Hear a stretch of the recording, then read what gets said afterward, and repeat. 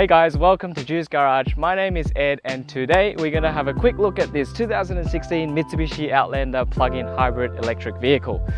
Let's just call it PHEV or PHEV.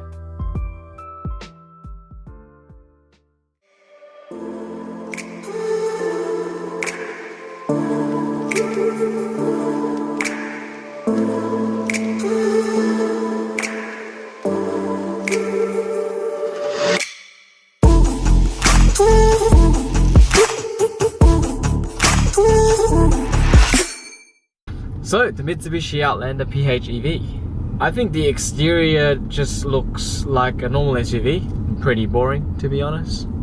Yeah, there's not much differentiating it other than the PHEV symbols which are on the car. And then the dual door for both the charge port and the gas cap. Yeah. Interior wise, it does feel like your standard Outlander, but it is very comfy. The seats are quite well upholstered and the leather feels pretty decent. Yeah, it drives like a normal Outlander. Well, not that I've driven one before. but what differentiated is this gear stick. I feel like it's like a futuristic looking gear stick compared to the normal Outlander where you've just got that standard gear shifter.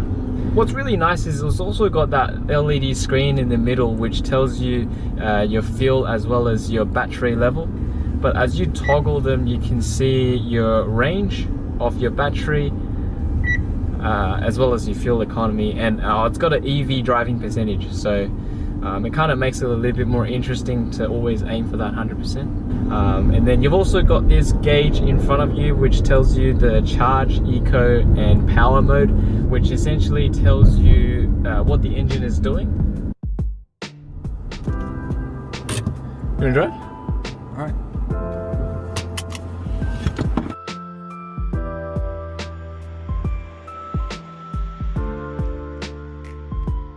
Okay, so in the Outlander you've got a couple of different driving modes available. The first of which is the eco mode. So when you press the button on the dash, the car becomes a lot more sluggish. The accelerator pedal is dumbed down a lot and it takes a fair bit to get the car going. But in the long term that's pretty good because it will reduce your fuel consumption by a fair bit. Added to that, if you want to get more, fuel efficiency out of the car, you can put the gear lever into B mode, which basically means regenerative braking mode. And what that does is as you come off the accelerator, the car will begin to brake by itself. Now to set those different levels of regenerative braking, you can use the flappy paddles behind the steering wheel just to set the different levels of regenerative braking. Currently I've got that setting set to 5, and as I do come off the accelerator, it does actually slow down a fair bit, but it won't actually bring you to a complete standstill. So if you're coming up to a traffic light or something, you're gonna have to put your foot on the brake. Further on below the gear lever, you've got 2 buttons. The one on the left is the charging button. And what that basically does is activates the petrol engine to turn on and start charging up the batteries. If you are feeling adventurous and you want to go a bit off-road with this car, you can do that by pressing the twin motor forward drive lock button. This does send a bit extra power to the rear wheels, so even on city streets, if you need that kind of power for towing or something, you can just press that button. So to charge the Outlander, we've pulled up to this charge point, which is perfect for the Mitsubishi Outlander because it uses a Type 1 plug. Now all charge points have a Type 1 plug attached to the unit, so all you have to do is download the app prior to coming to the charging stations and then scanning on. Once it registers, it will unlock the charge point, and then all you have to do is just unplug the charge point and then plug it into the car. So the Mitsubishi Outlander maximum charge rate is limited to 3.6 kilowatt and it's got a 12 kilowatt hour battery. So what that means is from 0 to 100% it will take about 3 to 4 hours to charge. So once you're plugged in, you can go about doing your shopping and having your coffee, and then when you come back you will have added range to be able to get home or carry on with your day. And then once you've done your shopping, you come back, you wanted to disconnect your car, all you have to do is just scan on again, and then it will unlock the charge point. You just have to unplug from your car and then just plug the cable back in. And then off we go.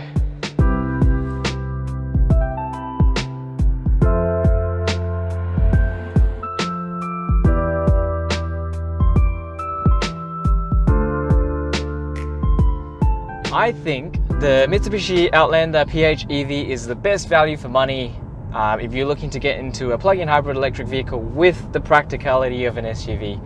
As you can see, we've got a baby seat in the back as well as a shit ton of other stuff in the trunk. For the similar size, you've got a couple of offerings from the German market, such as the BMW X5, Volvo XC90, as well as Mercedes GLC. However, for those ones, you'll be looking at probably upwards of $70,000. So for about $20,000 to $25,000, this car is not bad on the second-hand market. I also think it's a great transitional vehicle for anyone who's looking to get into an EV, but you've also got range anxiety because it does have that petrol engine to back you up when you run out of battery. What do you think?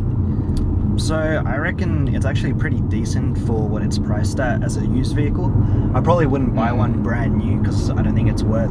I think it's about 60k brand new. Yeah, I don't think that's worth it at all. But the new one's nice. It is. But for what it is though, I think it is pretty practical. It definitely gives you a lot more space than most other EVs on the market and allows you to go off-roading if that's something you're into.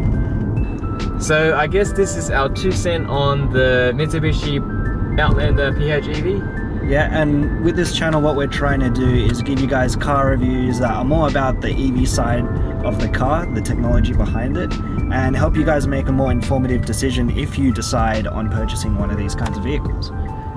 So let us know what you guys think down in the comment section below. Don't forget to hit that like button and subscribe, and also hit that bell notification so you can get notified whenever we put up a video. Or if you guys want more content like this. See ya, ciao, bye. Okay.